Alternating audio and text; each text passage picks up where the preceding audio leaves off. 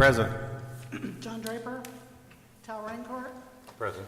Pam Brewer, Present. Jack Conley. Present. All right, I'll entertain a motion to approve the agenda. I'll make a motion to approve the agenda. Been moved, there's a second. I second the motion. Please poll the board. Pam Brewer, Yes. Jack Conley, Yes. Matt Elliott, Yes. Tal Rancourt. Yes. Motion carries. And we'll do our minutes next month, right? Yes. Okay. All right, Miss Charlotte, you have the floor. Thank you. Thank you. So I wanted to take a moment to express my appreciation for the work that each of you contributes as part of the Regional Utility Board. Like the pieces of a puzzle, I have one on and our staff have pieces of puzzle on. Your time, your insight, and your commitment help shape something much bigger, the future of the town of Lake Placid and the quality of life for generations to come. Your role may not always be visible in the day-to-day operations or the headlines, but it is essential. From evaluating the infrastructure investments to considering regional growth and environmental sustainability. The decisions that each one of you make will help guide today, will define the strength, the resilience, and the reliability of our utility systems well into the future. We are at a turning point with the completion of our advanced wastewater treatment plant, and there are many things that need to be considered. It's on our horizon, and the ongoing discussions about service area boundaries and a growing need to align our infrastructure with responsible development. Your involvement has never been more important than it is right now. These conversations are certainly not easy, which we all already know that, but they are opportunities that we can lead with intention, balance, and vision forward. So as you know, the mayor has tasked the regional utility and also the planning board to make recommendations that will help shape our path forward. As town administrator, I want to express that on behalf of myself and our team and anyone else that is here within the town of Lake Placid, that we want to support you however you need that to happen.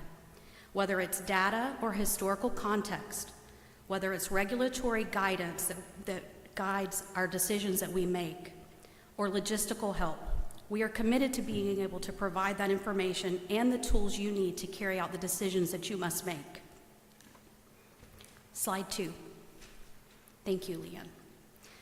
So how can we prioritize our projects amid grant constraints? That's the biggest question we have right now. The context that we want to be able to present is that the town was previously awarded the $40 million grant, which included 9 utility infrastructure projects. Due to the cost of the construction of the new advanced wastewater treatment plant, 6 of the 9 projects had to be deferred. So our current focus has been on council directing staff to prioritize and seek funding for the Tomoka wastewater treatment plant with a new lift station in Force Main, Simpsonville new lift station in Force Main, and Southtown wastewater line upgrades. The next steps. The remaining 6 projects are still vital, but depend on future grant opportunities and council direction. This reflects a commitment to fiscal responsibility while maintaining readiness for growth and environmental improvements.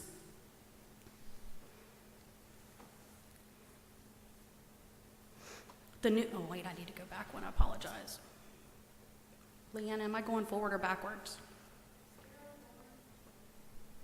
Can you make sure I'm on slide 3?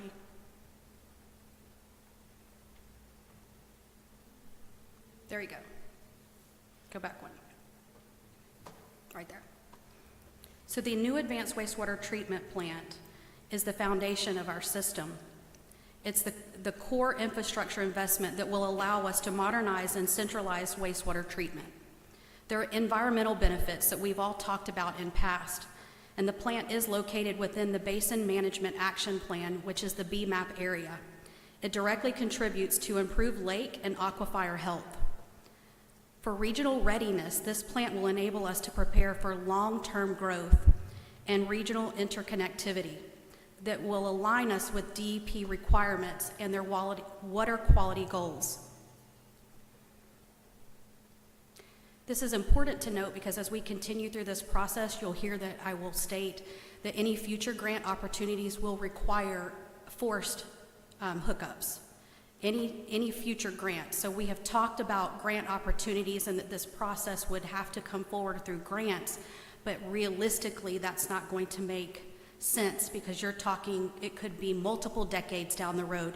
And to be quite honest with you, with my history of grants, some of us may not even see that in our lifetime, and that's the reality. Let me see. So the south plant closure and system modernization, this is a strategic decommissioning. As part of the regional plan, we will decommission the south wastewater treatment plant. This provides system enhancements with a new lift station and force main on Lake Mirror Drive, new lift station at Marquetta Drive and Green Dragon Drive, expansion of the lift station on North Main Avenue for increased flow capacity. So why does this matter? These upgrades eliminate aging infrastructure and will align the flows to the centralized advanced wastewater treatment plant. The enhancing system of efficiency, and it will reduce maintenance risks.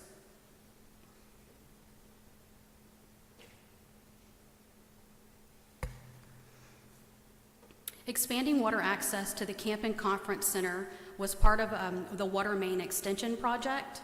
We're executing currently a bulk water agreement with the Camp and Conference Center to extend the water main from the Serena plant. This is a strategic extension path forward for the new water main will run from Lake Pearl Drive to Camp View Drive, building upon the recently installed wastewater force main to Lake Drive East.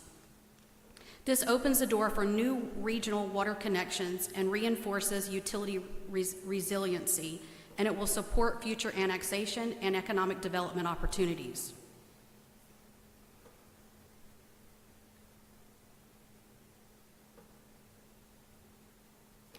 And then this is an overview of the original 9 projects that were in the $40 million grant and were removed because of the cost. We put that here so that you could see all of them. Here are the top 3, and they're not listed in any future order for grants, and this will be determined by future council direction.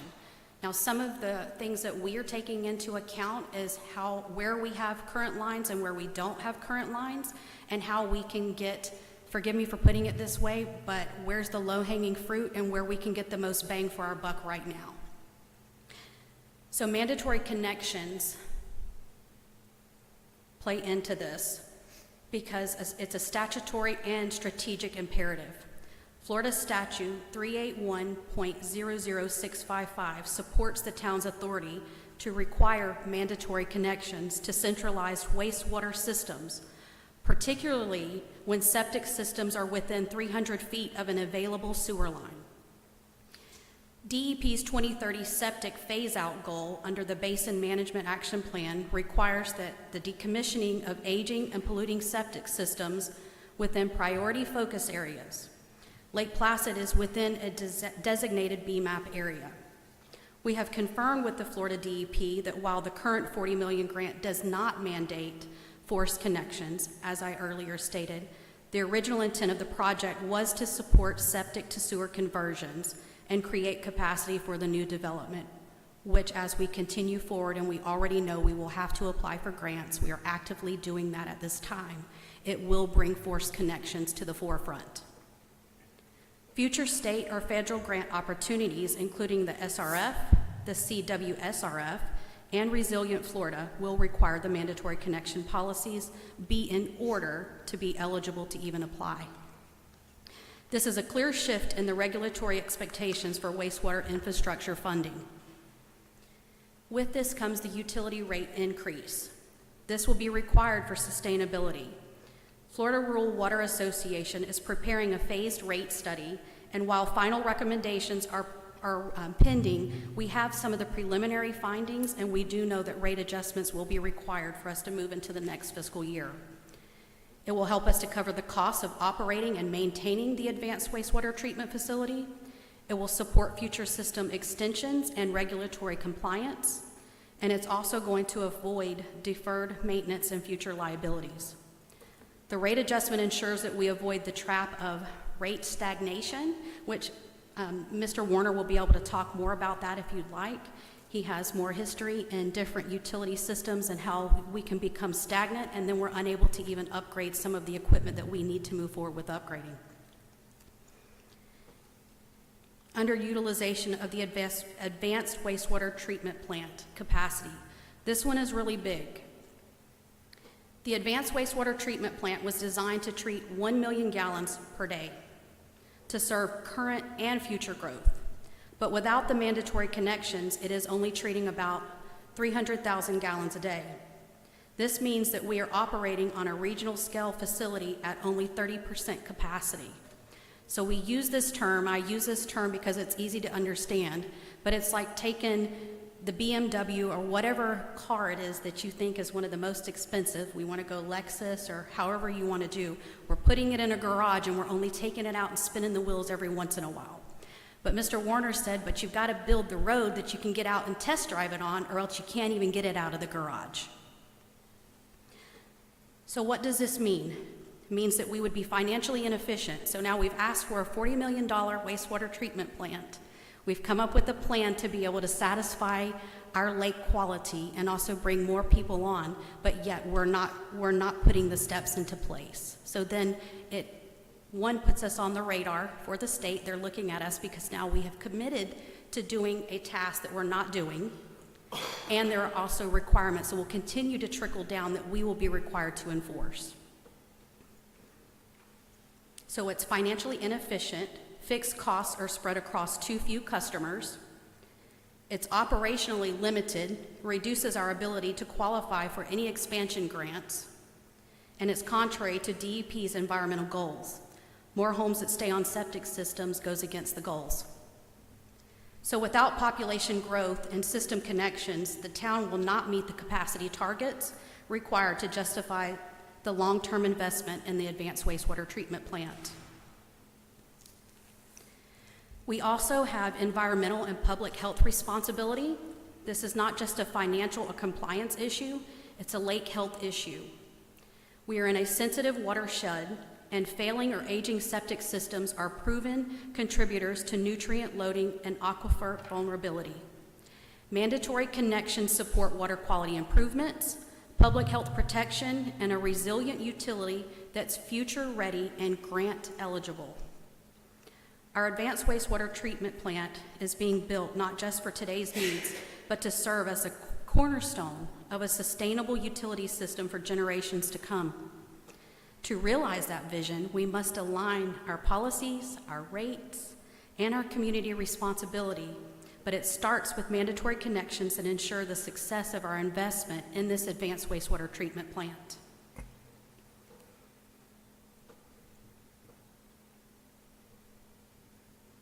And then we have a slide that talks about the mandatory connections, and the statute is listed here.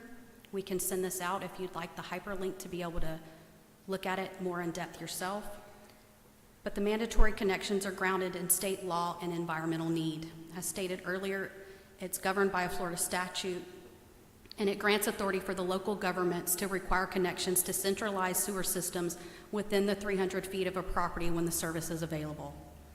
This statute was created after years of inaction at the local level as water quality in impaired basins continued to decline. The Florida Department of Health and the Florida Department of Environmental Protection now expect enforcement of connection requirements to protect public health and the water resources. Lake Placid is also located in the Basin Management Action Plan, which is the BMAP area. And I know I have two ladies behind me in our public who could probably speak on that, are a lot more educated when it comes to that than even I am. And I moved over from Okeechobee, so I'm very familiar with the BMAP area. The town of Lake Placid is within the Lake Istapoga Priority Focus Area and is subject to the Highlands County BMAP issued by FDEP, and the town of Lake Placid falls within that. BMAPs are legally binding cleanup plans that require local governments to reduce nitrogen pollution from sources such as septic tanks. So under the current regulations, new septic systems are not allowed in the BMAP priority areas where sewer is available. So this means that we will be looked at as the regional utility to meet these demands.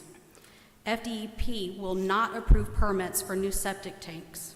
Property owners are expected to connect to sewer lines when available. And again, you can verify the BMAP coverage and status. Leanne, do you have that hyperlink where we could pull it up?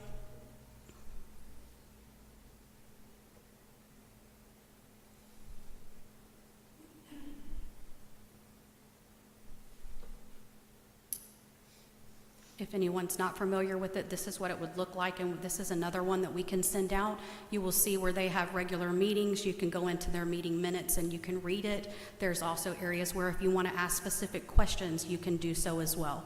And I've said this in previous meetings, but we also have our representatives are located here at the town of Lake Placid. You are always welcome to be able to ask them questions with the way that this is going to impact from the state and federal level. So why this isn't a local overreach? It's a statewide environmental response. Town staff have consulted with licensed engineers and water policy experts to ensure the town is aligned with current science, environmental laws, and funding eligibility. This policy direction is not unique to the Lake Placid community. Municipalities across Florida are implementing mandatory connections in BMAP areas. The statute was enacted specifically because voluntary measures failed. DEP now requires enforceable action from local governments. We are actively seeking grants to offset resident costs. The town's goal is not to burden residents, but to protect water quality and public health while pursuing every available dollar to help fund the conversions. But we have to meet the necessary requirements to be able to apply for those.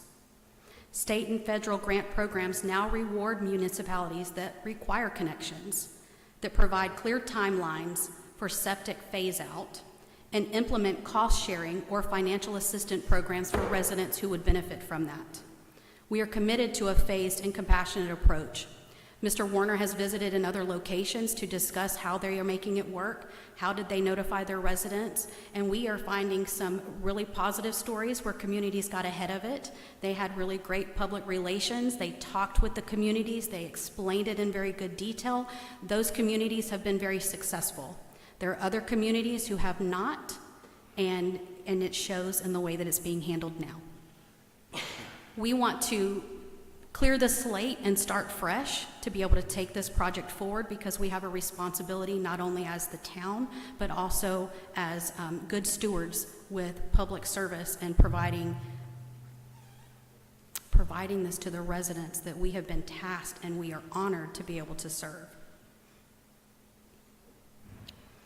So updating the town's utility ordinance would help us with a revised utility ordinance. It should reflect mandatory connection provisions in line with the statute, be clear, enforceable, and grant compliant. Ensure we are not inadvertently ineligible for future infrastructure funds. Mandatory connections are not a local decision in isolation. They are a requirement rooted in state law and environmental necessity. As stewards of our lakes, our community, and our future infrastructure, we are committed to doing this the right way. Your town staff want to be able to move this forward in a positive, productive manner with planning, transparency, and the compassion.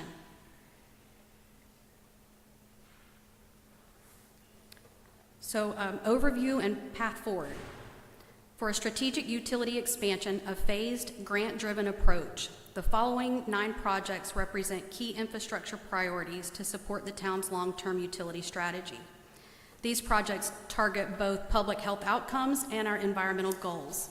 It includes septic to sewer conversions, replacement of aging water lines, connection of private systems to public infrastructure, and support for infill development and future annexation. Why these projects will take time?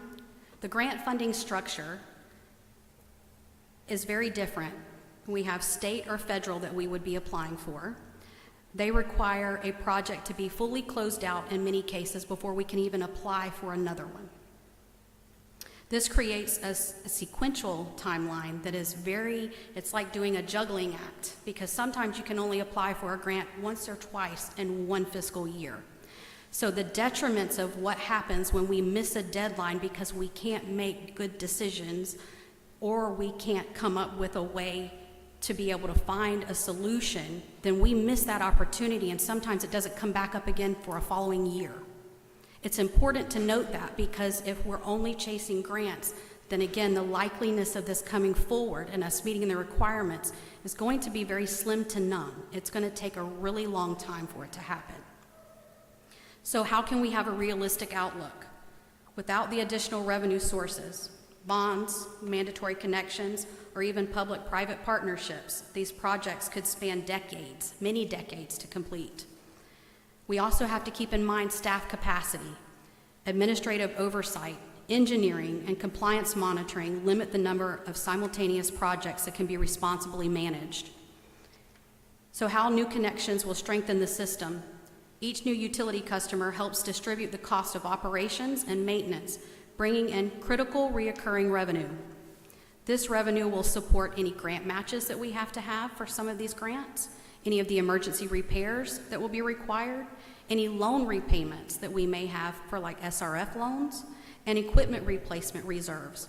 Reserves is one of a main focus that we're working on for equipment and being able to phase things out. This is a project that will be forthcoming with our current council and also with staff involvement. So more customers equals greater financial sustainability, and it equals faster project implementation. So why is the state willing to help us? Projects that improve water quality, they eliminate the septic taints and reduce the nutrient loading, they're all priority investments. FDEP for the state revolving fund and also for septic to sewer, USDA rural development, and Resilient Florida. We also have an ability to be able to go out for legislative appropriations, but we will require a good plan forward and a path to be able to go to to Tallahassee and to present the appropriations. These projects improve public health, economic development, and climate resilience, aligning with statewide goals and making Lake Placid a strong candidate for continued support, especially since we are positioned in a way where we are considered the regional utility. It doesn't only touch the town of Lake Placid, it touches all of Highlands County, and it ripples over into our sister communities that we are tasked with helping them with their issues as well when it comes to public health, economic development, and climate resilience. Each of these projects is a building block. It's a sustainable, connected utility system that protects our lakes, serves our residents, and positions the town of Lake Placid for growth. The timeline may be long, but the strategy can be sound and is sound, and each new connection will bring us a step closer. And then we have all the projects that I'm going to click through. So we have Tomoka wastewater treatment facility to be decommissioned, install a new lift station in Force Main to decommission Tomoka wastewater treatment facility and connect flows to the new advanced wastewater treatment plant. Project number 2, Simpsonville, and you can see that it would ideally bring on 150 homes. This is big because when we're doing our reports back on the advanced wastewater treatment plant, they will be looking for us to indicate how this is supporting the homes. Project 3, Southtown, install new gravity sewer. That will affect 200 homes. Project number 4 is Lake Serena and Pearl, install water and wastewater main infrastructure is closed. I'm sorry, I did not wear my glasses, so I apologize. Infrastructure is closed with minimal new pipes. There's 150 homes there. Project number 5 and number 6 is North and South Lake Placid, install water and wastewater mains with 300 homes. Project number 7, Lake June Point, install wastewater main following existing water mains, 90 homes. Project number 8 is Placid Lakes Canals, install water and wastewater lines, and that will bring on 700 homes. Project number 9 is Lake June Road, add a small stretch of water lines to current water lines and wastewater main to follow existing and additional water main. 253 current homes, adds 37 new customers. Today's presentation, I hope, outlined the vision, the challenges, but also the opportunities in shaping a modern, sustainable utility system for the town of Lake Placid and the residents that we get to serve. We've walked through the foundation that's been laid by the new advanced wastewater treatment facility, the importance of the mandatory connections backed by statute and science, the sequence path for 9 key infrastructure projects, and the financial and environmental reasoning that guides our grant applications and a growth strategy. This is a team-based execution, though. We can't do this without you.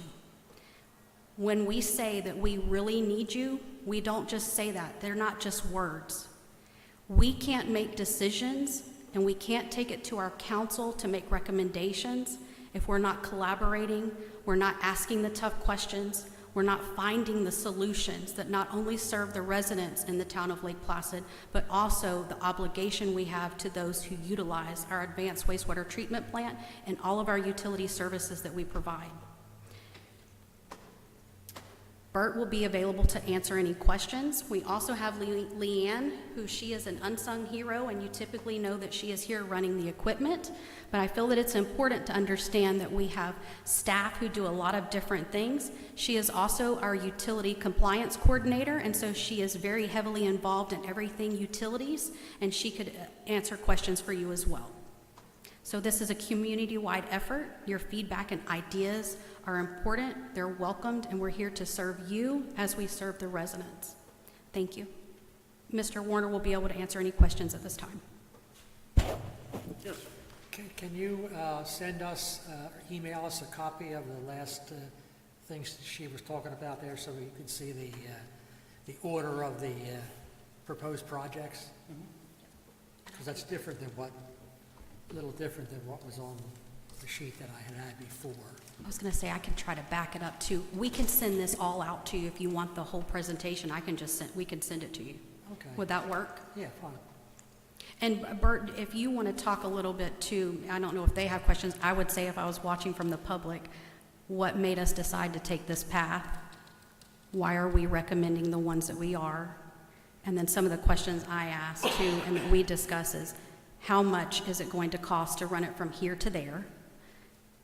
And what's going to be, like I said, the low-hanging fruit. Where do we have lines now that we could get lines there quicker opposed to going further out? Not meaning that we won't address that later, but right now, where can we get the biggest bang for our buck to still move this project forward, to still meet the requirements that we have and remain financially sustainable in our utility system? I'm going to sit down and be quiet now. Thank you. Bert? Yes. Also, with the mandatory hookup requirements, what is the proposed timeline on that after the line is available and you're within 300 feet or in your street or whatever? So basically, that statute there for the wastewater is there's a notification that we're planning on putting lines in, which is like a year you have to notify. And then as the lines come active, there's another year, 365, to connect. So there are provisions in there. It probably takes up to probably about 2 to 3 years. So theoretically, Right. But person we're will also have 2 going or for 3 years mandatory notice. water connections too. Because if you're going to put, the water lines and the sewer lines in, they're not doing no good if they're not connected. So, right, yeah, yes. okay. And one more, and Sure. you may not know the answer to this. I'm talking about the groundwater pollution as opposed to lake pollution, right? I know that the lake, like Lake June and Lake Placid, the water kind of flows north out of them. Does the groundwater in this area, is it relatively stationary, or does it flow north or in any? Well, groundwater, depending on where it's at, most of Florida, you can take a teaspoon and find water. But it flows like little rivers below the ground, and they're going to go to the lowest point to, access, gravity-wise, access, to the lakes and creeks, rivers and stuff like that. So Okay. there's directions, I'm not sure how they're flowing here, but they're like little rivers that are below ground, that's all they are. Okay, thank you. Can you push your mic over a little so, How's that? that's good. Okay. Anything else? So, oopsie. So last month, when you handed out the sample paperwork from an Indian River area, Yes. and in that, it said that they could grant variances, See, and they will, then they would have to also amend their ordinance. Well, they're not using grants on all their new infrastructure. They're self-funding. It's not mandatory when you're self-funding. You know, a lot of their areas, they have the money in the account where they're, you know, installing sewer, you know, the low gravity, and there's no mandate because they're paying for it. So Okay. we work on grants, and that's the unfortunate part that's their statute they're going to start enforcing.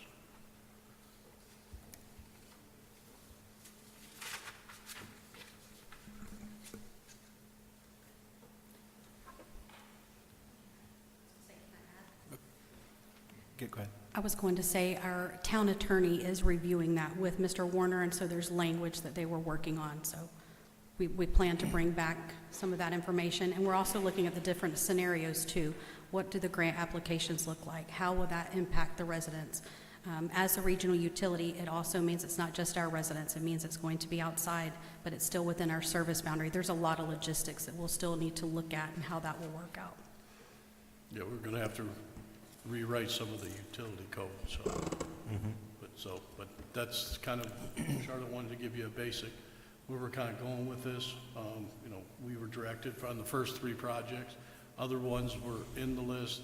I think there's a couple that we picked because infrastructure is close, and when there's, you know, we can put some less amount of infrastructure in it and get it online. So we're just trying to get the low-hanging fruit and directed projects. As we talked before, this is all in town and, you know, the more dense areas at this time, so. In public relations, I know that that's been one of the big conversations that have come forward to me in my tenure with the town, very short amount of time. But this has been a controversial issue. We know that. It's been very controversial. And so we want to get ahead of that now. How can we can't go back. We can't change the way that things were done. But pressing forward, what do we need to do to be able to get this message to the residents where it's received, where they feel like their voice is heard, and where we can also provide them with the information so that they know that we are trying to do the very best we can by meeting the requirements that are being handed to us. So we want to get ahead of that. If you have ideas, let us know. I will tell you that we have been stretched very thin. If you've attended any of our council meetings or you've heard anything about the day-to-day activities, we are stretched very thin right now, so anything new will not be able to come on until we move into our new fiscal year in October, but we are actively planning on how we can do better public relations with the public about this, so any of your feedback on that is greatly appreciated as well. Okay. On the, I think in June you had applied for some grants for items 1, 2, or 3 or something like that, or you were going to be? Well, no, they were waiting for the governor to sign the budget so they'd open the applications up. Okay, so We're working on it right now. He signed the budget with. I was saying, he just signed it. Just and signed it. So the grant portal, just so you know, the grant portal for us to apply for new grants, until all of that is finished, nothing goes in. We have to wait because then the new budget determines what additional funding we will have based off of the grants we can apply for. So he just signed it. Eva, I'm looking at you. Oh, I think it was the 18th. We had just got it on the 18th. Yeah, he just now signed. okay. And the tasks that you were going to be applying for money for would be the Tomoka Heights Lift Station in Forest, Maine, Yes. right? Yes, sir. The Simpsonville. Simpsonville, right? And what was the Southtown. Southtown? Okay, now, on the paper that I have here, it talked about Southtown possibly having to be split into 2 projects because of limited funding. Is that still? That's still it. You know, we're putting in for the full price, but Okay, thank you. it all depends what they have available and what they're willing to give out, so. Yep. We have a really good contact. Berta, you'll have to help me out with where she is now, but I previously worked with her. Her name is Mary Gavin, and she is very knowledgeable in the world of everything waterworks. And she's worked closely with Bert Harris in the past as well, and Mr. Warner has worked with her as well. So she is helping us apply for grants. She has all eyes looking for anything and has become very familiar with the Lake Placid utility system and what we have going on. So in any time I have something that pops up, I will send it to Bert and Mary, and then she's responding, and he is, and they've already applied for it. So they're way ahead of me. But just so you know that what we do internally to try to bring this project forward and how much work is involved in it, we have to have all hands on deck. Yeah, Mary's helped us out. We applied for some permanent generators for our lift stations. That's been sent in, a 319 grant for assisting house connections with grinders. That's passed the state. Now it's up to the EPA if they want to give it to us, and that'll be October. Right now, we're looking at, I think, 33 stations that we'll be able to put in and assist people. So she's got us some grants that was old money, these last two.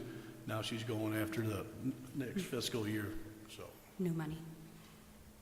Okay, and these, I'm sorry, these three grants that we're talking about, there's no requirement for any matching funds from the city for those, or Not those three. not those three? Okay. Right. And what about, like, let's say you get them, or you get enough to do two of the three or whatever, you know. Do you expect that you wouldn't be able to apply for, to those same entities for more grants until those projects are completed, or what? No, you can apply the following year when the application portal opens again. Okay. But hope, because some of those are going to take a couple of years to do. So, no, you can apply the next year. All right. But some other town who is applying, who doesn't have an outstanding grant already, they might be They try to higher on the priority list. or- spread the wealth more or Yeah, less. sure. Yeah. Okay. So in the spirit of your presentation, are you looking for us to give a recommendation to the council to If you support make- this path, yes, sir, we make an would like ordinance that. for mandatory hookups? And if you Just to support get the ahead of the path. ball? Yes, Because sir. that's what's coming anyway. Yes. Okay. Hear that, team? Nobody wants to say that, but I mean, we're not here just to watch the show every week. We're supposed to be giving feedback. Recommendations and, We sit here and, we were presented with this grant and, it was going to build the plant and connect. And then, well, maybe not as many connections as we thought. And then it was, oh, well, it's not going to be any connections. And why wasn't somebody saying, do we really need this big of a plant to make all of these people pay to have hook on? I mean, you can't do that to people. I'm sorry, but I don't, this mandatory thing, I understand the mandatory. Why weren't we told the mandatory to begin with, that there was the possibility that, all these people were going to have to pay to hook on? I don't know that I can, with a good conscience, say that, we need to make these people pay. We need to find a different solution. why don't we recommend we put a 8-foot dike around all the lakes that are affected, just to protect them? I'm sorry, what was that? Put up a dike about 8 foot tall around all the lakes and close access to it. Because that's what's really driving this, is the water quality and all that. Right. Doesn't matter if there's a grant or not, we've got to save our lakes. Right. So, and the groundwater. Am I correct? That's correct. And the other thing to note here is that this is, I understand, Ms. Pam, I can only, and I'm going to speak from a personal standpoint. And I'm going to, hopefully my sister will not be upset with me about this. But she lives in Okeechobee. I moved over from Okeechobee. I would encourage you to go look and research how it went in Okeechobee. From a resident standpoint, she was a single mom in a very low-income community, makes less than $30,000 a year, and was forced, and takes up a portion of her front yard. It is happening across the whole state because it is a requirement that is coming down from the top. So it is uncomfortable, but the reason it's coming, and I say it again, is because they tried to leave it on the local level. This is what we are being told. Local level did not make the decisions that would protect the lake quality, and now we are dealing with the effects. So the state has pretty well said, well, we tried to leave it at the local level. It didn't work. We're giving you until 2030 now to come up with a plan, or we will enact fines and you will be responsible for it. So it doesn't make it easy for any of us, but that's the reason why we want to apply for as many grants as possible to help offset as many residents as we can who will potentially have to incur some of these costs. I will also tell you that if you speak with them, that some of the money, they applied for it for just the portion that their utility would be responsible for. The decommissioning of and you may have to help me on this one, but her septic tank and everything else was an additional cost that she is responsible for, and so it sits on her bill right now until she satisfies it. And I'm speaking from a personal, this happened before I ever started working with the town, and when I was over in Hardy County and we were being faced with it there as well.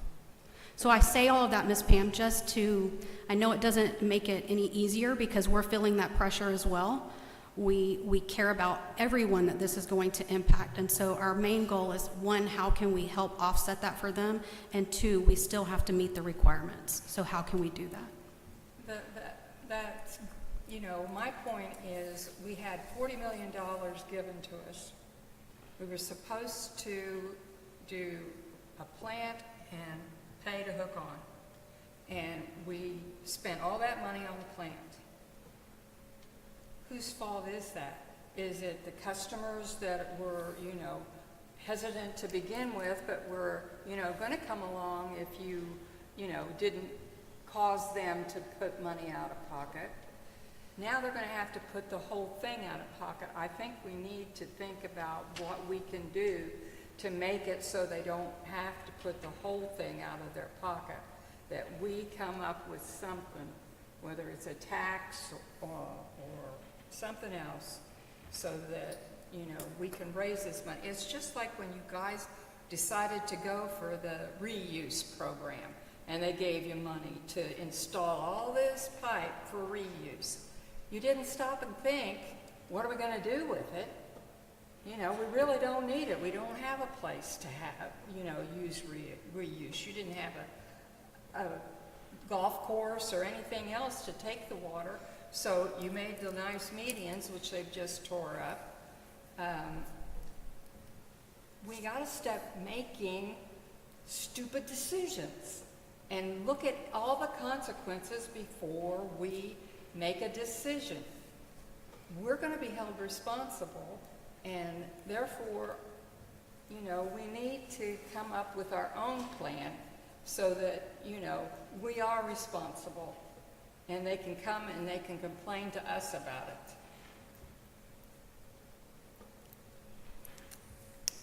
it. Four things keep running through my head. The operative word is mandatory hookup if sewer is available. Correct. You hit it on If the it's head. not there, it's not there.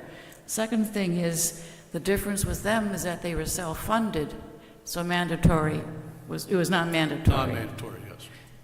I recognize we need the flow for the plant, and I also recognize we want to protect the lakes. So all four of those are twisted together.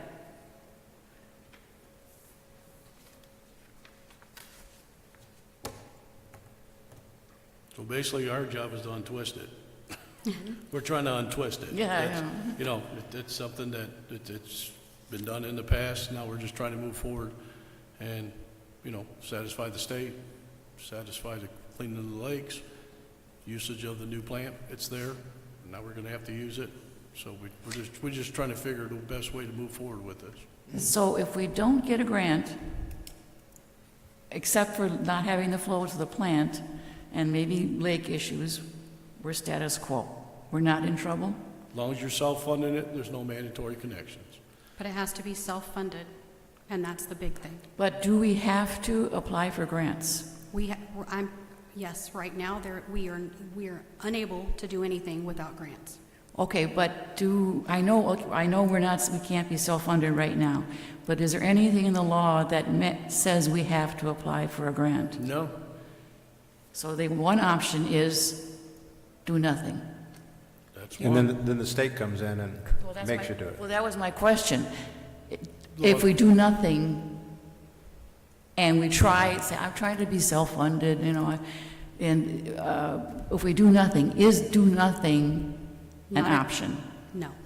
I would highly recommend not doing that. Well, it's You're an talking option, about it's an option, but it's a not a good $40 one. million grant that we received. Right. They're looking for us. We gave this to you. That is a big dollar amount for any municipality to receive, especially the small town of Lake Placid. Well, that's the fifth one way back here is, are we in trouble because we didn't hook up 1,200 homes like we said we would? So good question. That's a good question, and thank you for that, Councilwoman Eberhardt, because Ms. Brewer, what you were talking about with the planning and how we said we were going to do one thing and then we have done something different. And again, Mr. Warner can speak to this, but with any project, especially what I have learned in coming into government outside of public, is that it takes a little bit longer, a lot longer, and typically project costs are going to inflate, so you have to cut the project back. So we do change orders that go in, and we justify the reason why we have to make those change orders. It does scale it back dramatically, but the expectation is still that the original grant was written based off of this precedence and that we will meet those requirements. So then what happens is you continue to apply for grants unless you're able to self-sustain, and we're not in that position. The goal is that our utilities will get to that point to self-sustain, and you're exactly right, Ms. Brewer, because we have said, and I will say through this process that, and Bert Harris will tell you this himself because he wrote it, but that maybe we bit off more than we could chew for the little town of Lake Placid. It is very needed when you look at the landscape around us and what we're dealing with in the sense of the lake quality and things of that nature. It's something that I do not believe is something that we didn't need. I think it was. We maybe needed a plan put in place to help us guide it. We are working on that now. I know, again, it's a little after the fact, but Mr. Warner is working on us getting a utilities master plan right now. We are trying to get a quote to find out what that will be, and then let's invite in the experts so that they can tell us what makes the best sense and then present that forward. So we are working on that as well. I know it doesn't help for anything that happened in the past, but we're going to do the very best that we can right now with what we have to move this in a positive path forward. Anybody got any idea what the mandatory cost would be to these hookups? Good question. And I sympathize with Pam's scenario with the plant. The plant cost twice what it was thought to supposedly cost. And we all knew when it happened that there'd be no lines installed to feed the plant. So how is this going to work? It's not going to work. We knew, it was an inevitable conclusion it wouldn't work. My sentiments about mandatory hookup have always been that if you're going to have a system, you have to hook up to it. If you can't mandate it to be hooked up to, what's the point in putting it in? So we know we have a non-solvent utility. You spoke about a tax. I get it. That makes sense in a way, but that's what the mandatory fees really are, is a tax. So if that fee is reasonable to the consumer, then it's when it gets out of hand that it can't be tolerated. So again, we're talking hypotheticals, but what are we talking about impacting these folks with to hook up? For, to decommission a septic tank and a new grinder system and hook to it is around $10,000. To put in a new septic, you're looking like close to 20 to 25. Because they're gonna make you get the advanced treatment ones now. True. So, They're 15 to 20 and is correct, but the two timelines don't converge. Because Right. most people will keep their system working, so. right. So, but based on the state saying they want to get rid of them by 2030. So there's the other, foot coming down. So, so like I said, around 10, costs keep going up. That's why I say 10 to 15. But I believe that Martin County has a contract out there, and they're charged like $10,000 for a standard one. Now, if it's a long one or it's got to go across the road, there's extra cost for extra footage for boring and stuff like that. So, because the actual grinder system, I believe, is like $7,500 or so. Don't quote me on that, but it's right in that area. So now you're talking another $3,000 to $5,000 for installing I call it a lateral, but it's the little force main that runs to the new force main. And there's a grant applied for currently for funding. Just the installing for the homeowner. Right. We're working on that. We put in for 66 homes. They're kind of, October we'll definitely know, but probably around 33 at this time. But you can apply for more next year. And that'll assist the homeowners. The other thing Martin County does, they have affiliation with like a bank that kind of like for your roofs and stuff, low interest or lower interest, and it's 10 years or whatever. They take their full responsibility, the bank does, but Martin County just collects the monthly fees. So that takes the municipality out of the loop on that one, more or less. There's different ways. Like I said, you can put it on your utility bill, put it on your taxes for 20 years. It's not something we're going to say we want $20,000 right now. So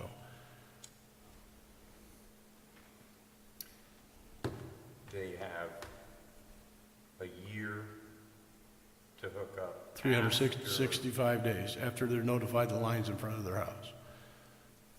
But there's another part to that. I don't have it in front of me. You have to notify them like a year when you plan on putting it in, and then notify them after the line's in. So it's a couple-year process. It's not like, okay, here, hook up.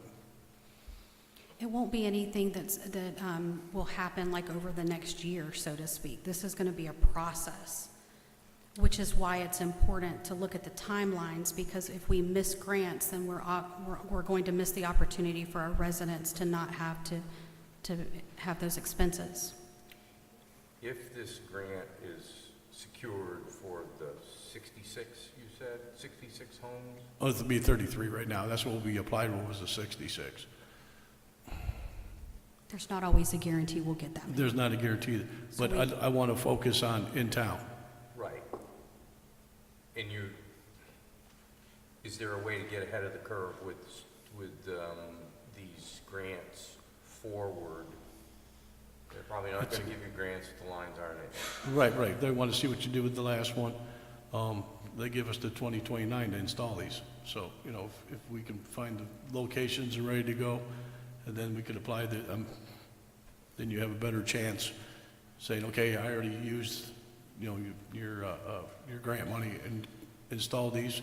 We got X amount of septic tanks off, out of service, and then connections to the new plant. I guess I'm trying to envision timeline forward. How many home sites are going to get new lines installed, that the mandatory kicks in. So basically, if, you know, I just found out about these, like, 319 grant. So what we do is, you know, figure out in town who has a sewer in front of their house, notify them, you know, try to move that along. But they're still gonna have to give them a year to hook up, so. But if the hookup is funded for them, it obviously makes that a whole lot less painful, Yes, exactly. or 50% of it, or Yeah, whatever. whatever percentage is, yeah. No, it definitely helps. And phase it out so that, you know, future people have plenty of notice that they're going to. Yeah, once you see that the project started, people in town, word of mouth and all that, they'll see it and they'll say, okay, I know it's coming, they can prepare for it. We'll also do better PR as well. Yeah, we're gonna have to do a whole new education thing here. Is there a number? Probably haven't put this much detail into it, but how many homes are affected immediately because the lines already exist? That's something we have to start focusing on because we weren't sure we were gonna even be eligible for this Because grant. that could be So we, hefty, yeah, just downtown. right. So that's, we wanna focus in town. You know, lines are there. So, you know, that's something we don't have to install as the utility. We can just get, you know, hook them up as a connection and eliminate the septics. So could the change in ordinances or whatever to make it mandatory be delayed until all these people are connected with grants? I don't know if the ordinance could be delayed. Pardon? I don't know if the ordinance could be delayed No, because you'd have to have the ordinance in effect to make the connection. well, in other words, it's a mandatory connection, but at no expense to the property owner. As long as So we- in reality, in other words, just don't tell them, we're gonna connect you. Don't worry about it, you won't pay a thing, we're gonna connect you. But it's not a written mandatory in an ordinance, it's an understood. I'm trying to delay it until we can get our finances in order, so that we don't write it into a code to say it's mandatory, and then all of a sudden we have to worry about charging somebody $15,000. My understanding. Just wait until we have enough, just do all the connections with grants, not by having somebody incur something on their tax bill or water bill. My understanding is that, and based off of, and I'll send the presentation, but we have to build it in there. If we don't, then we don't meet the requirements of any of the grants that we have applied for since the 40 million. We're going to need to build it into our language for forced connections.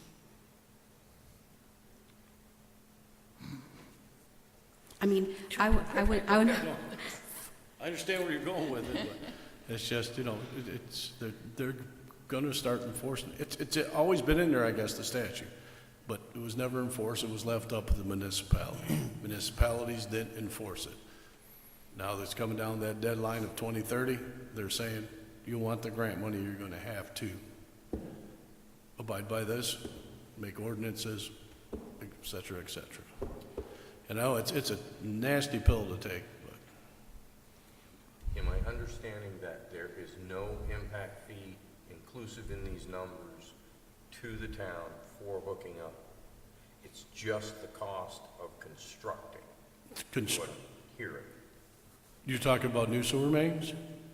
Not the mains, the mandatory hookup. The mandatory hookups, you know, if we have the grants for the grind stations, I believe there's a small fee that the homeowner will be responsible for. But I don't have that grant language yet, so.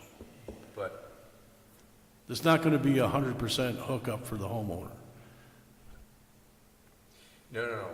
Where I'm going with this is the cost of hookup, the total cost of hookup is just the cost of construction Yeah, decommissioning the we've been tank. talking about that, not charging a development fee for people in town already with pipes in front of their houses. I'm sorry, I didn't A development fee for homes in town. We're not sure what we're charging the whole amount for that, or if anything, just to get them hooked up. It was my understanding that the mayor and Mr. McCarthy, correct me if I'm wrong, and my understanding when I first got here and was explained by both of them, that the idea was that there would be no cost to the homeowner. Is that what you're getting at, Mr. Rancourt? Because I know that that's been stated that there wouldn't. That's not Okay. really it. Okay. Any system that someone connects to. System development fee. There's a connection Yes. fee. That's the development fee. So, yeah, everybody's seems to have a different term Different for it. terminology, or your tap you're talking about, Right, basically. right.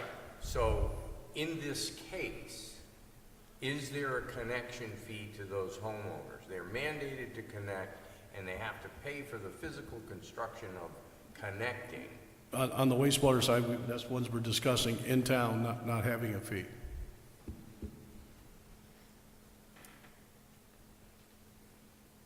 But if they don't have water, they have to have both, because the water meter determines the flows on the wastewater. Right. I mean, So they're that's why paying we're for going for the connection for water too. Right, they're paying for their monthly fee through their Right, water bill. right. But that's understood. But I just as know a development- tap fee or a development fee, we're in town, we haven't worked it out yet, but we're probably going, no charge for that. And back to your statement of No the cost to mayor the homeowner. And they were trying to not have any fee, but that was through the grant. Correct. Right. Okay, here's one more twist to that. If we get the grant money to pay for the people in town, and then later on, people out of town have to pay $15,000, that's not going to go very well. Well, no, it'd probably be the development fee on the new development. If the houses are, existing, we have the right to waive fees or cut them in half and stuff. So we just haven't got that deep in the woods on that yet. But no, we wouldn't charge them the full fee. That they're, existing residents, even as long as they're in the, our LPRUAC system. Okay, Our well, that's regional kind of what I utility. was getting at, is that if it's not a mandated where they are mandated to pay, they're mandated to hook up, but they're not mandated to pay. So if they're out of town, and the town covers the cost of construction for the hookup, the same as they did for people in town. Well, yes, but on new development, it wouldn't happen. It'd be like an existing home or something. I'm talking about existing. Yes. That's something we haven't gotten the weeds into yet, so we need to get that figured out. The other part too is because we're unique as a regional utility. Typically, so in Okeechobee, they have Okeechobee Utility Authority. Still is under the county, but the county doesn't manage it. They contract out through the Okeechobee Utility Authority. We are unique in this sense. The county has no involvement in Highlands County with utilities. They don't want in this business at all. So it's not just the town of Lake Placid. We're functioning under our regional utility, which also services those that are outside of our municipal boundaries. So we've got to work through the logistics. And Mr. Elliott, you had said, do we need to vote? I would say that this is probably something you don't want to vote on today. We need a vote, but could we get a vote by next month's meeting? I'd like to hear more defined parameters of, I know you gotta figure it out as you go, but this is where we got into trouble with a lot of decisions leading up to now, is it's as good an information as someone could give us, but it wasn't solid information. So No. basing decisions off of not solid information. No, you need to see an ordinance written up. A new ordinance written up, see how it look, fees, everything else. I wouldn't blame you for not voting on that myself, It's just like, right there in Congress right now, you vote on the bill, we can look at it later. No, we need to look at it now and have it all worked out, but it's gonna take a little bit of time to get this worked out. So, we're just at that point where we're gonna have to do something.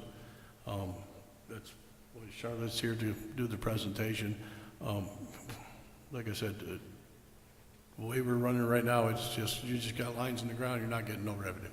So, and it's, If there was an ordinance that made it mandatory, how many, and we never put another line in the ground for new stuff, how many more customers do you anticipate having It all within the year? it all depends on where you put the line.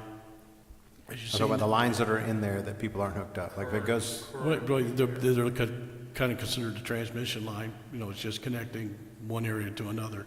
You're not gonna have that many hookups on it.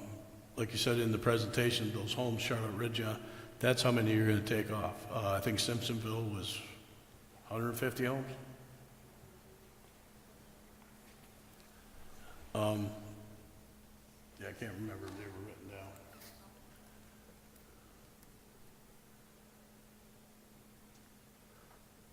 Let's see, okay, so Simpsonville's 150 homes that will be taken off, with possibly more, because that one has a package plant, but we want to get that decommissioned. Most of that system in there is gravity, but along the lake, it's not. So there's other homes that we could pick up there to get septics off the lake. What was the next one? I'm saying if we don't put another pipe in the ground, how many people have a sewer line that is capable of carrying sewer away? Could you hook up? Yes. So I'm saying, how many new customers would that be? Or- That's, we have to go and pull a report, seeing how many water customers and Is it 100? Is it 2,000? Is it, I mean, what do you, compared to a water how meter? many's in town. So, Leanne Bemis, Compliance Coordinator. As of our last BMAP report that we were required to file, we have 346 town properties that are currently on septic tanks. I will have to compare that to who already currently has a line running in front of their property, but when we sent our report, we had to list out our actual town properties. So in County Property Appraiser, it is the P properties. We were not supposed to list our C properties, but our P properties. And that was 346 of last report. And how many water meters do we have on those P properties? All of those are But are there 500 water water meters? customers. Okay. I But are there believe some water customers that don't have septic? Yes, in town there are, yeah. Okay. some there's gravity not and very some- many. There's only less than 20 Okay. possibly that are still on well, but some actually do have access to our water as well as a well water. Right. We have a couple of those, but it's probably less than 20 total. Okay. So now you have some gravity, we have some low pressure in town. So then you get that amount, that's 300. This one would be 200, that's Southtown. So it'll be a double bank for those people that are on a well. They're going to have to start paying for their water. Unfortunately. sewer. Right, and then they can use it for irrigation or, Sure. or keep it hooked up to the house. But you have to separate it with the backflow, It's just, that's the only way, it's not the only way we can monitor, a grind pump, but you have to worry up, it'd be an estimate. It's not inaccurate, so. I was going to say the questions that you all have posed, we will be able to come back in July and present that information so that you'll be able to make a decision. The other thing too is in between this time, stay in good, close contact with us. If anything comes up, obviously send it to Mr. Warner. We'll make sure you have Leanne's information as well as the compliance coordinator. She may be able to answer some of those questions. We want to be available and make sure that we get ahead of it with anything that you ask so that we can make sure we have all of the necessary tools here for you. Appreciate that. Thank you. And then, was that House Bill 11 that just passed? The 25%? It did, however, we have some information on that. I didn't fill you in on that one, but Eva, Marty explained it more to you, but we were concerned that House Bill 11 was going to impact us. He didn't sign it, but it went into effect today. Go ahead. Marty came down and spoke with Eva. Yeah, so Marty from Senator Ball's office came down and spoke to us. So Bill 11, the way it originally was, what we thought it was going to be is the 25% higher rate that we charge out-of-town rates. was going to be eliminated. Further reading into that bill, it's only if we were selling the water to another municipality. So in other words, we were supplying the water, going to another municipality, that we could not charge an additional 25 cents. For a regional utility, we're not selling to another municipality. So we're further double checking that, but as far as we can see, that's not going to apply to us like we thought it was going to, which would have been reduction of 25% of the water bills outside that we're currently getting as revenue. So that was, I was alluding to, saying we're gonna be losing 25%, but sounds like we might not, so. That was just today. Yeah, it literally just today. And that's the nice, perk of having Senator Grawl's office right here. Marty keeps us informed about things.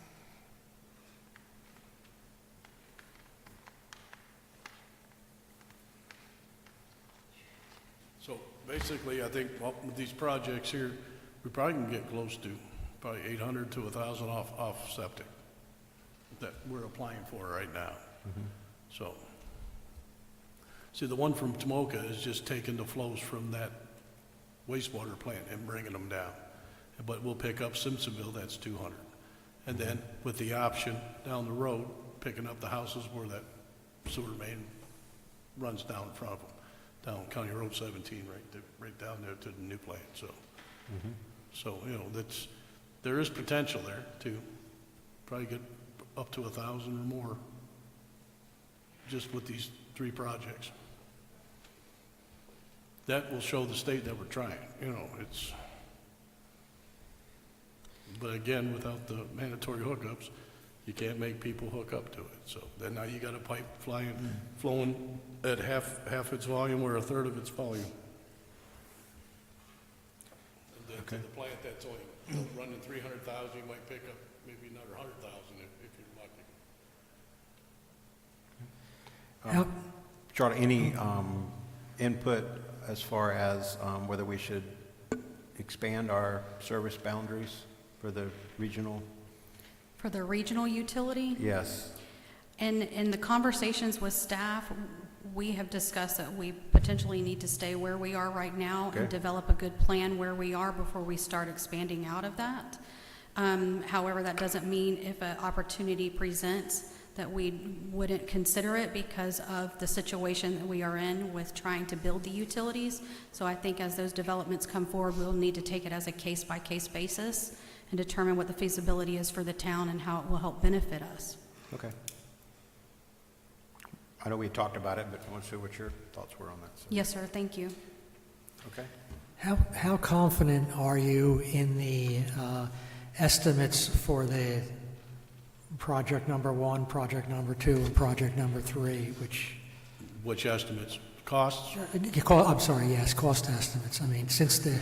I'm never confident in them. I assume the same... Say you get, you apply for it, you got to wait a year or 2, then you get it, then you have to do another cost analysis because it's already probably doubled or at least a third more, That's the problem with grants and government, basically, because they'll say, go build something, and then they wait a year or 2, and then the prices all change. So I kind of padded those a little bit, so.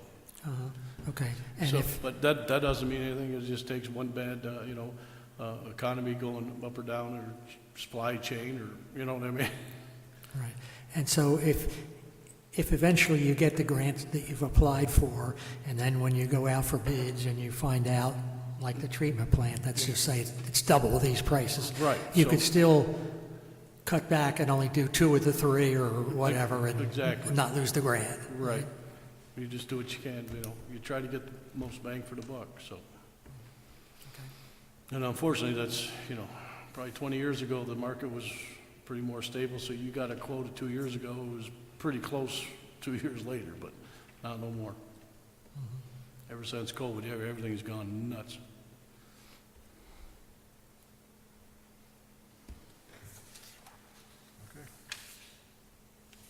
Mr. Comley, is that something that you would like us to look at, the first top 3 projects, and consider that? I don't know if we could get some cost estimates now, but... Those are... You did get them. Okay, you did get them. Okay. But by the time, if we get could be a year or two, right? and they could change. That's where then we scale back the But- project and look for the next grant that we could apply for to. But every time you have an engineer look at the price, it costs you $2,500 to $3,000. Okay, if you get a chance, maybe, the item number 3 on your new priority list, which is the Southtown, Yes. right? The sheet that I have doesn't have a, No, I'm still waiting for. okay, Yep. when you get that, Yep, just yep. pass it on to us. Yes, I'll update it. Yep, I put it in for it about 2 weeks ago and still haven't had it, so.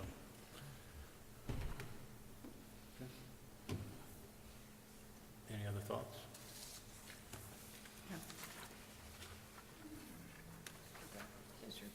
Yes, Ms. Pam?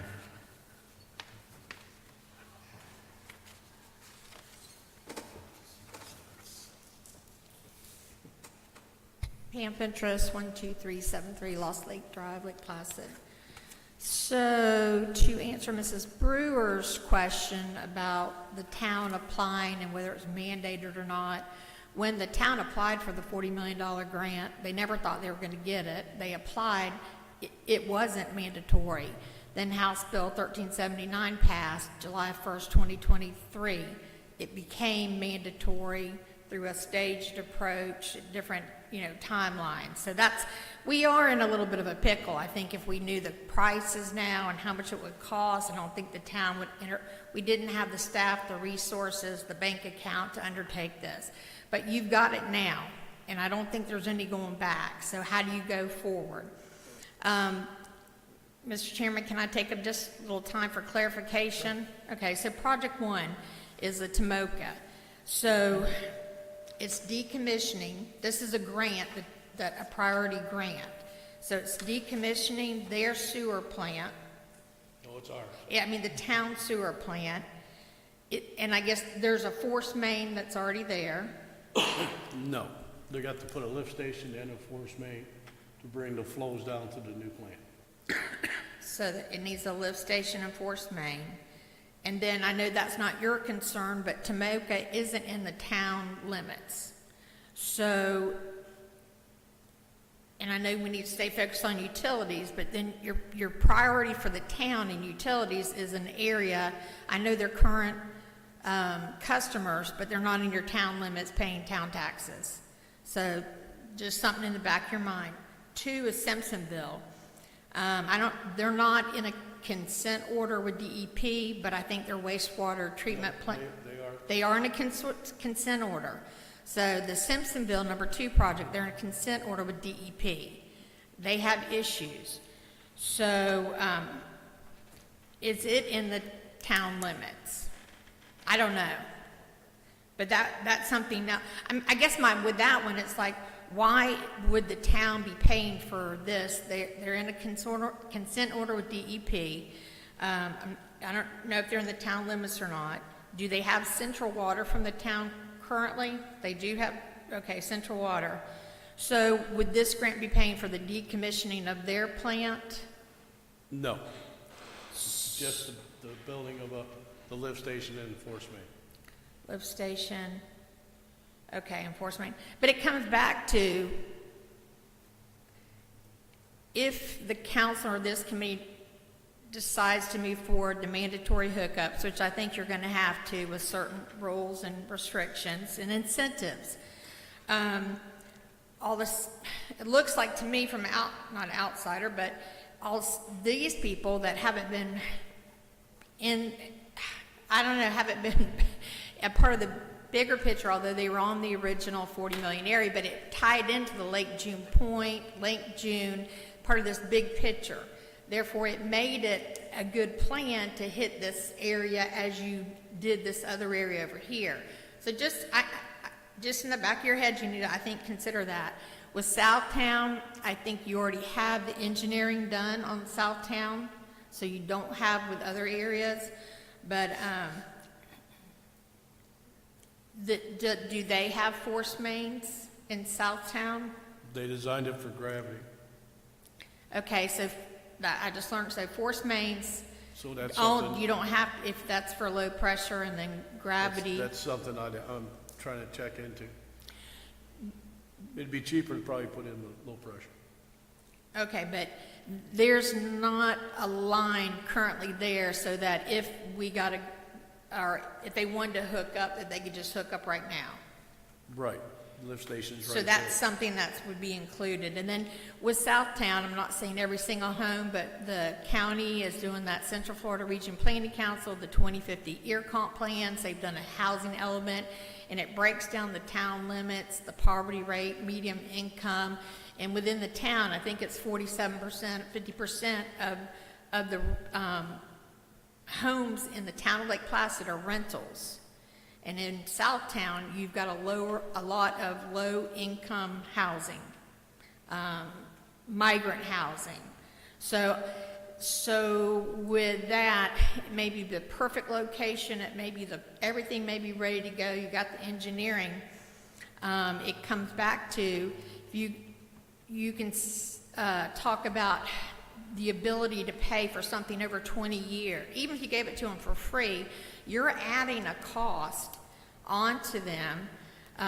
These are the people that have increased, and I do too, increased electric bill cost, insurance cost. And then all of a sudden they're going to be, I think most of them have central water, but you're going to be adding a sewer bill, a monthly cost to it. So that's just something else to think about. And the hometown exemption, if they're under, a lot of those homes are probably valued at under $50,000 per home, so they're not paying property taxes now. All right, I'll go number 4. So the old Pew plant, sewer plant, so that you've already, that happened under the $40 million money. We still have money for that to decommission. You're talking the south plant right there? Yes, South Plant. Yes, it's being done right now. So it's being done now, so that's why it's not on the, you don't need a grant because you already have money for that, you're doing it now.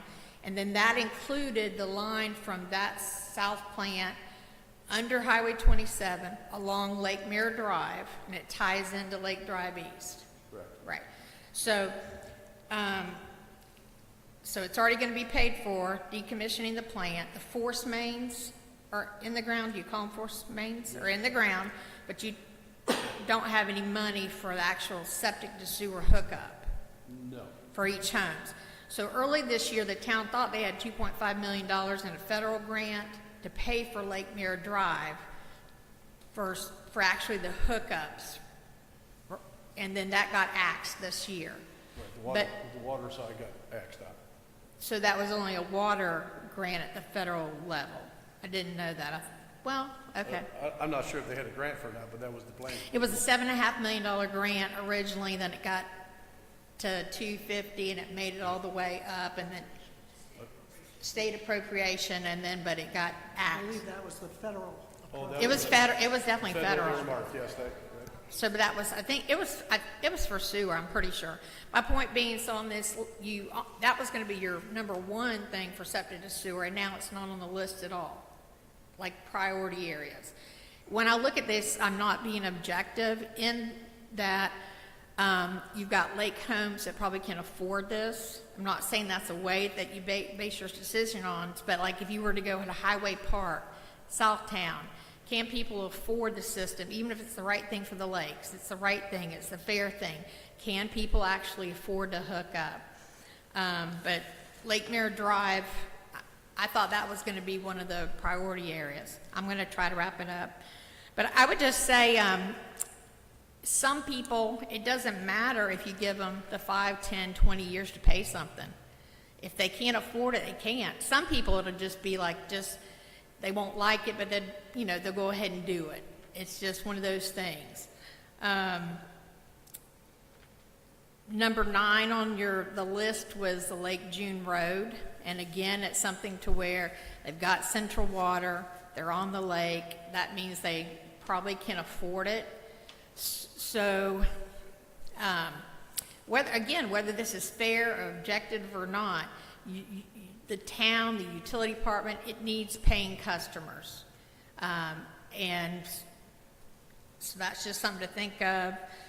And here's a question. So with this mandatory hookup, if somebody's already installed an advanced on-site septic tank in their yard, do they still have to hook up if the central sewer comes in front of their house? They've complied with House Bill 1379. Then that'd probably be an exemption. So take in, anybody who's put in a new advanced septic, whatever they're called, they would not be required to hook up. And then if you have over an acre of land, you're not required to hook up as well.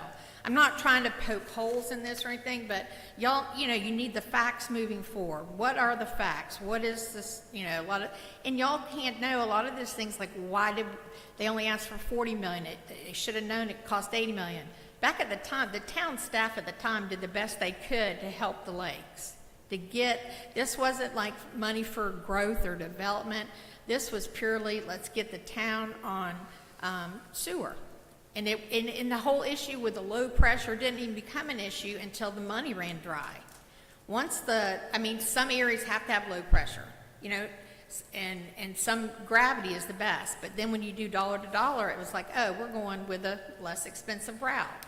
So I think you can continue talking to each other, trying to work through it, trying to plan for the future and long-term, short-term. How are you going to get to the long-term? But it is confusing. I sit in the meetings and I'm trying to like, did they already pay for that or not? Is this on this grant or is this so-and-so? And so it will be hard, I think, even for the public to understand if they get a letter in the mail, you know, saying they got a year to hook up to something. That would be a big shock. And so just kind of communication is key. And right now you don't have all those concrete answers. Thank you. I just want to say that, you know, why does the utility not make money?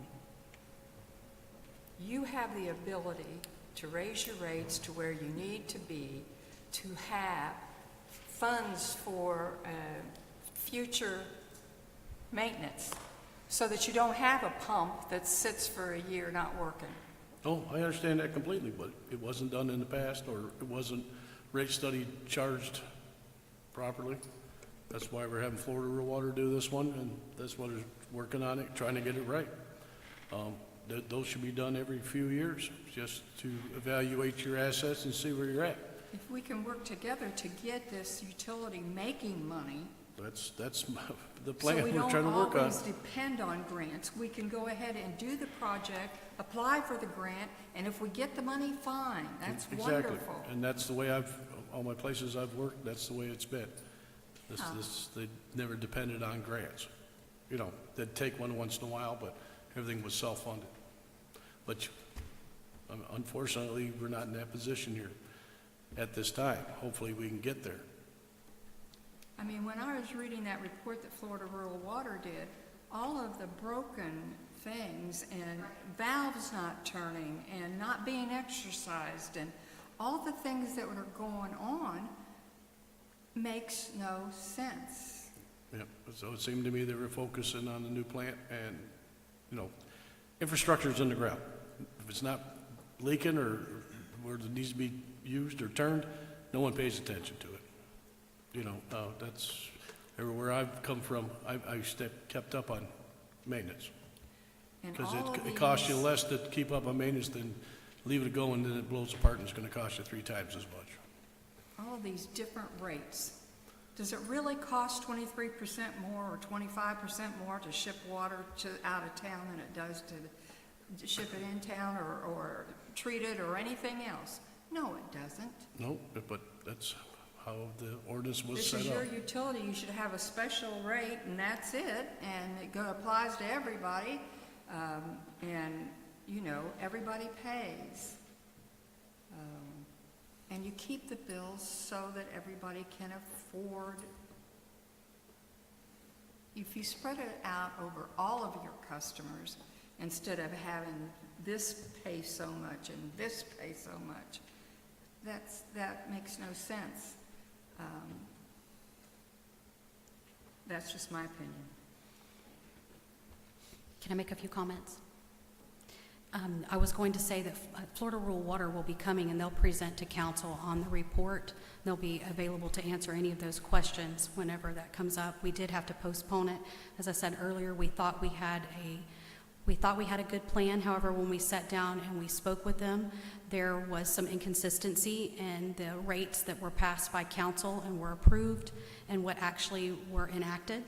So we had to go back to Florida Rural Water and ask them to reevaluate based off of the information, so that's why it's delayed. One of the things that Ms. Ventress said that I wanted to just highlight, because it has come up in questions and you may be posed with it, is Tomoka and Highway Park. There had been some confusion that they would be able to annex into the town. That is not the case. And Eva, you may have to speak a little bit more to that because you were here during that time, but we did pull the paperwork, and it does reflect that unless they come to us for annexation, we cannot force annex to them. Both of those. Did I hit that pretty right? You got that right. Okay. Highway Park And Tomoka. Okay, that's what I thought. And we're working on a projects overview. So hopefully that will be forthcoming as soon as we get past the budget session, where if you go to our website, our goal is to have the projects up there. It will show you the percentage of completion. It will show you how we obtained the money for the project and all of the project information. So again, it's forthcoming. And if I could say this and ask you to just take this into consideration. I've been here 10 months. I say this for my counterpart who is no longer here. Mr. McCarthy did the very best he could within the parameters that he had. We are very, very short-staffed in the town of Lake Placid. And I say that because I watch as our staff are wearing so many hats that sometimes it's 6 to 7, maybe on a light day. It truly is a juggling and a balancing act. So I say that not to say that to shake off the responsibility that he had, but I can tell you that in my role, if I was wearing both of those hats, a major administrator and also a utility director, I don't know how more didn't fall through the cracks. And so I just say that not to make excuses, but to really highlight that I think he did the best he could within the realm that he had, and he deserves that recognition.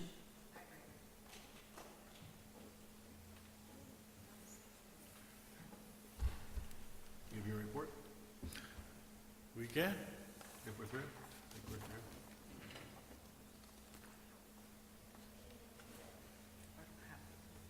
You don't have. Apologize. There we go. Leanne's got it. Don't you thank you?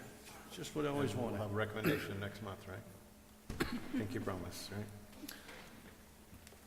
All right, Director's Report, July 2025. Chlorine gas to chlorine liquid conversion at Tomoka Water Treatment Plant. Gas cylinders are hard to come by, so we're just about done with that. It's all installed. Now we're just running it through, make sure everything's working fine.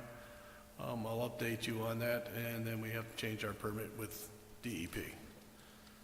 Tomoka wastewater treatment facility repairs for FDEP inspections, they all have been completed.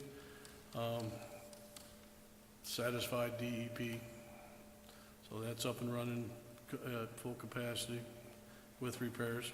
Replacement of chlorine tanks for Serena Highway Park. We have received the tanks, and we'll be installing them shortly. Repair of well casing and casing at Magnolia water plants. I guess this pump's been out for like 3 years. Had a broken shaft. I have a PO issued. They're repairing it now. Hopefully within a few weeks it should be back in service, and we'll have 2 full pumps running there. We had 2 high service pumps go down. They were looked at, and they were determined unrepairable. 2 pumps have been reordered, and it takes 12 to 16 weeks for delivery. Wastewater plant construction is on pace for completion the end of January, 1st of February 26. Panoni Engineers overseeing the project for inspections. We're around 47 to 50% Let's see, Lake Placid C3 water main installation, Lake Drive East. We're still waiting on a bulk service agreement with the Camping Conference, and the town has to be approved. This is in the hand of the attorneys and being finalized. The Main Street Maquata and South Plant lift station structures, pump controls and panels, generator have been ordered. Hopefully shortly, within the next 2 to 3 weeks, the structure should be here. Connections to Mirror Lake under the railroad tracks has been bored on 27 and is completed. They have to do pressure tests and make the connections on 27 and East Lake, what is that again? Lake Drive East. So that connection's done pretty much there after the pressure test. The structures are coming for South Plant within a week or so, and they'll be setting those. Panoni is doing all the technical services during construction, basically inspections. Grant update, submitted, decommissioning Tomoko wastewater plant and connecting flows to the new plant by installing a new lift station in Forest, Maine. New lift station, Simpsonville, and then Southtown as we talked. 319 grant, that's in the process, and a grant that wasn't on here, we just filed for was for 3 permanent generators for lift stations. Vehicles need to be replaced. I have a 2015 Colorado, 2010 Nissan, and I think that's an 09 Silverado. So that's where we're at on replacements. Somehow they got missed in, they're all over 10 years old, so they got missed on the last vehicle, new vehicle. So are we processing the waste from the Camping Conference Center yet? Yes. It is. It's been online at least a month and a half. Okay. Yep. They've set up the sewer account and everything else. We're basing their flows on the pump run times at the lift station because there's only one on it. Okay. So that's why we need to get the water line put in so we can measure off the water meter. The pumps that are being replaced, the 2 water pumps, Yes. above ground water pumps and the well pump, Yep. were they,